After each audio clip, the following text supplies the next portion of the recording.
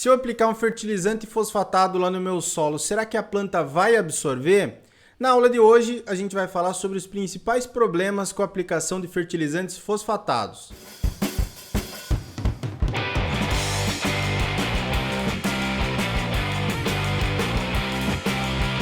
Olá pessoal, sejam todos muito bem-vindos a mais um vídeo aqui do canal AgroBrasil. Lembrando para vocês deixar o like, se inscrever aqui no canal, né? Toda aquela coisa, compartilhar também o vídeo, que tudo isso é muito importante para a gente continuar trazendo conteúdo agro para o YouTube. E também me acompanhe até o final, porque eu separei algumas dicas bem legais para você melhorar o manejo do fósforo aí no teu solo.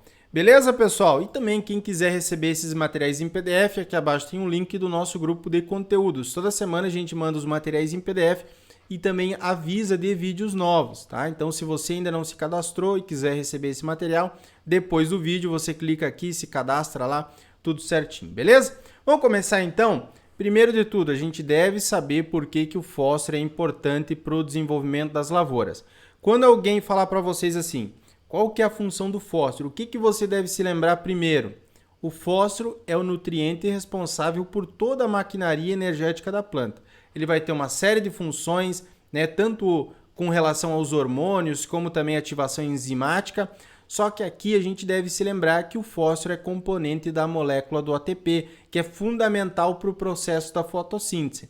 Então, faltou fósforo, o que nós vamos ter? Falta de energia. A planta vai diminuir a estatura, já mostrei para vocês várias fotos aqui de algumas lavouras que a gente atende de falta de fósforo. Então a planta ela fica raquítica, tem um encurtamento de internódio, principalmente em gramíneas. Nós vamos notar as folhas mais velhas, mais arroxeadas, né? Então aí vai ser uma falta desse elemento, de fósforo. E o seguinte, 10 a 20 quilos por hectare a menos desse nutriente, quando é feita uma boa análise de solo e uma boa recomendação de adubação, se eu aplicar menos, isso pode reduzir significativamente a produtividade das lavouras. Então não subestime, eu vou colocar 10 quilos a menos, eu vou colocar 20 quilos a menos e eu vou conseguir ter uma mesma produtividade. Vamos colocar lá, a cultura da soja. Você produziu 60 sacos por hectare e reduziu 20, 30 quilos ou 20, 30 pontos de fósforo por hectare. Você, estou produzindo bem. Só que se você tivesse colocado 10, 15, 20 quilos, aquela tua lavoura iria responder. Quando você faz uma recomendação de adubação com base em uma análise de solo, característica da cultura que você está plantando, você faz um ajuste, né? Um ajuste para que aquela dose de fósforo que você colocar, a tua lavoura responda em produtividade. Dá uma olhada nessa área aqui, a gente fez uma recomendação de adubação para a área de soja. Produtor rural lá de Minas Gerais, nós definimos junto com ele uma expectativa de produção de 67 sacos por hectare. Ele tinha análise de solo, nós verificamos a questão saturação por bases, nível de fósforo, de potássio, micronutrientes e fizemos um laudo de adubação completo para ele. Só que aí ele plantou e acabou utilizando aqui 10 quilos a menos por hectare de fósforo e 20 quilos a menos de potássio.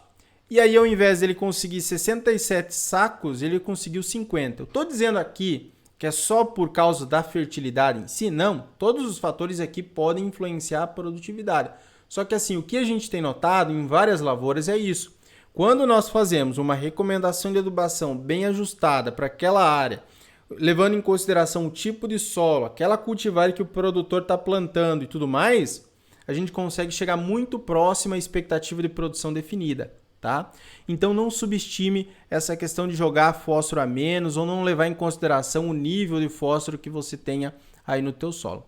Uma coisa que nós devemos entender com relação ao manejo desse nutriente é como que é a mobilidade dele no solo. Vocês estão vendo aqui essa figurinha que é bem interessante, que a mobilidade aqui de água, de nitrato, de amônio, de fósforo, cloro, enxofre, cálcio e potássio, quando nós temos aqui uma fonte de água, né? O dripper, que é um aspersor, né? Um gotejador.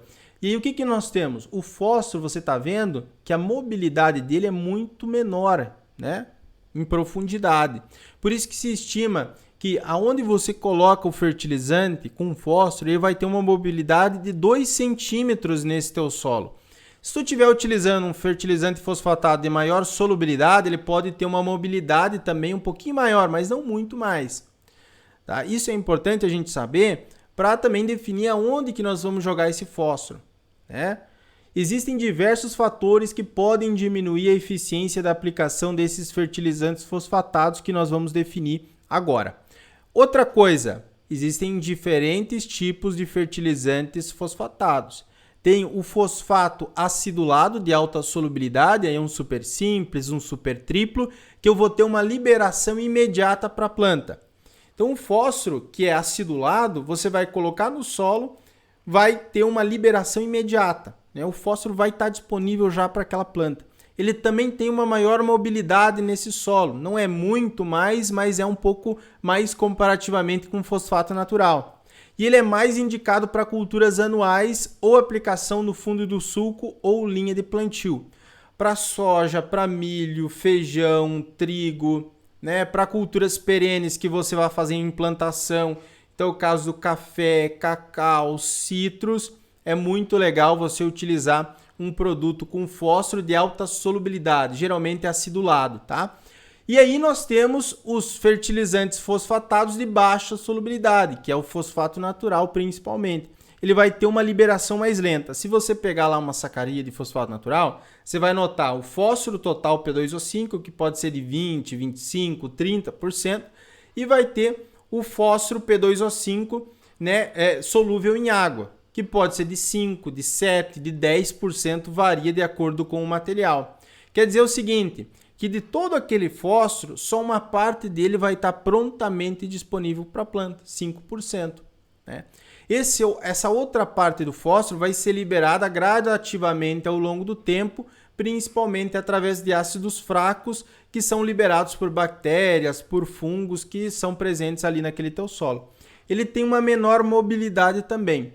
E ele pode ser indicado para aplicação em cobertura em áreas de baixo nível de fósforo, principalmente em culturas perenes, muito utilizado em pastagem, em áreas de abertura com pastagem, e em muitos casos o fosfato natural ele acaba compensando também pelo seu custo mais baixo e pela sua ação ao longo do tempo, correção do nível do fósforo ao longo do tempo.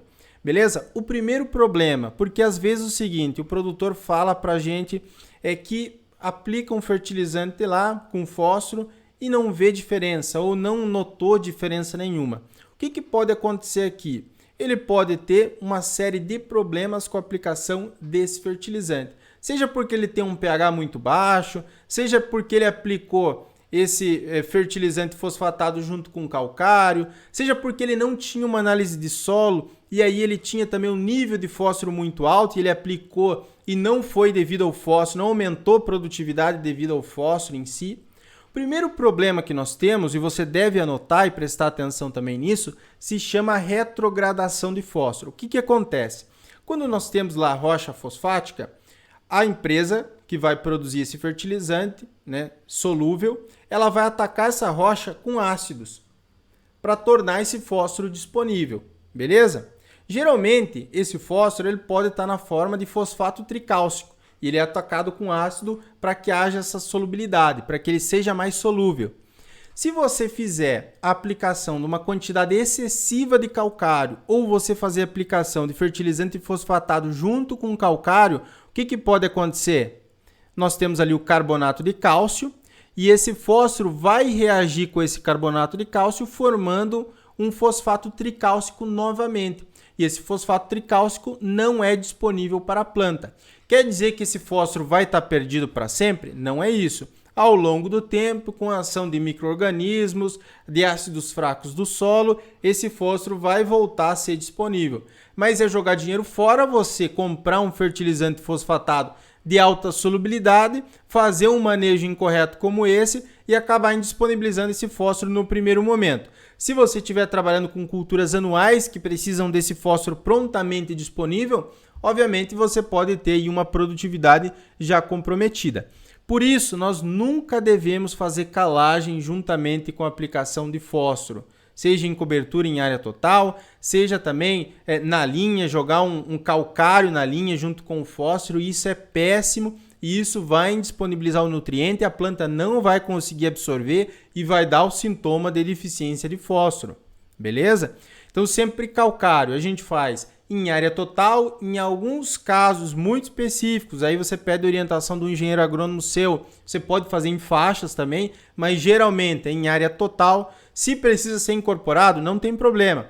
Você só dá esse distanciamento entre a aplicação do fertilizante fosfatado do calcário, 3 meses seria o ideal, e aí nesses 3 meses o calcário vai reagir, você não vai ter mais esse carbonato de cálcio, porque já vai haver esse processo, né, de reação do calcário, e você não vai ter a indisponibilização também de fósforo. Por isso que sempre você deve fazer a calagem com critério, com base na análise de solo, né, numa dosagem adequada também. Se você pega um solo que é arenoso, tem uma CTC baixa, né, é indicado 1,5 toneladas, 2 toneladas de calcário, você aplica 4, 6 toneladas ou 8 toneladas.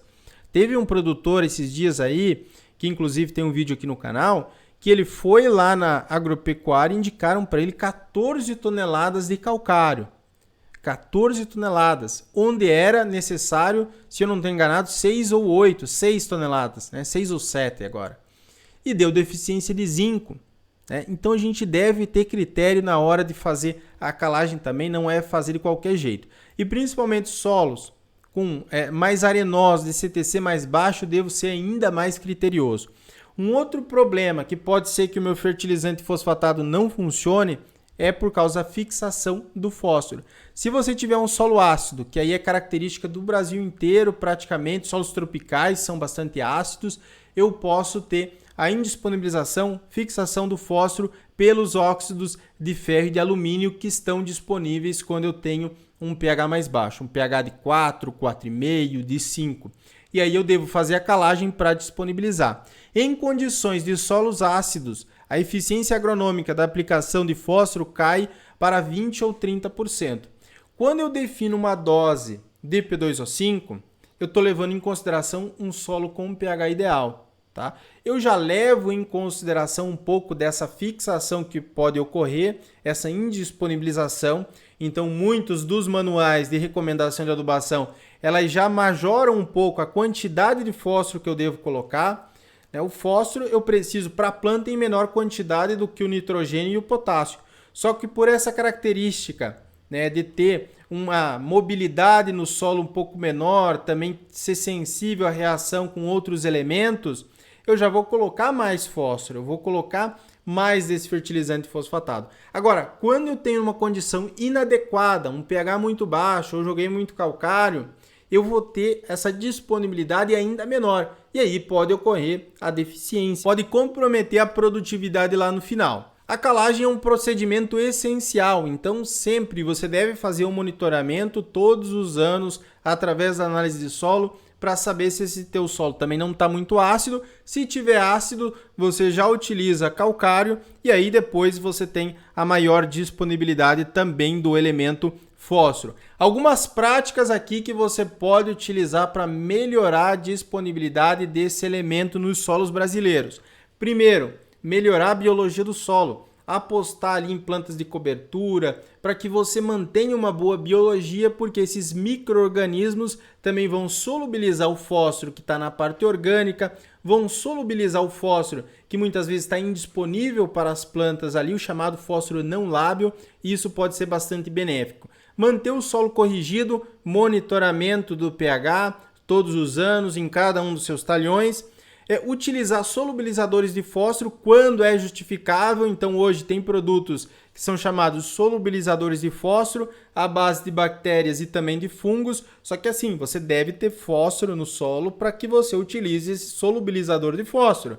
Se você tiver um nível muito baixo desse elemento, 1 ppm, 2 ppm, 3 ppm, a mesma coisa que miligrama por decímetro cúbico, que é um nível muito baixo, não adianta você utilizar um solubilizador. Ele vai solubilizar o quê?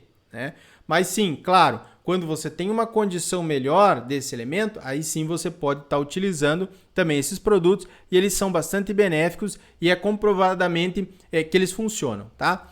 Monitorar o nível de fósforo no teu solo todos os anos em cada um dos teus talhões, manter um plano de reposição eficiente do nutriente. Então você saber o que você vai fazer, quanto que você vai jogar, né, com qual cultura você vai trabalhar, tudo isso pode ser bastante benéfico. Se você quiser aprender tudo sobre fósforo, sobre adubação, sobre recomendação de adubação, nós temos a nossa formação online chamada Escola de Adubação e Fertilidade. Tem um link aqui abaixo, é só você clicar e conhecer. Certo, pessoal? No mais era isso, um forte abraço, fique com Deus, até a nossa próxima aula e tchau, tchau! Obrigado por assistir o vídeo até o final. Além de curtir, comentar e compartilhar, conheça os nossos cursos profissionais e a nossa consultoria agrícola individual. Para saber mais, é só clicar nos links disponíveis na descrição.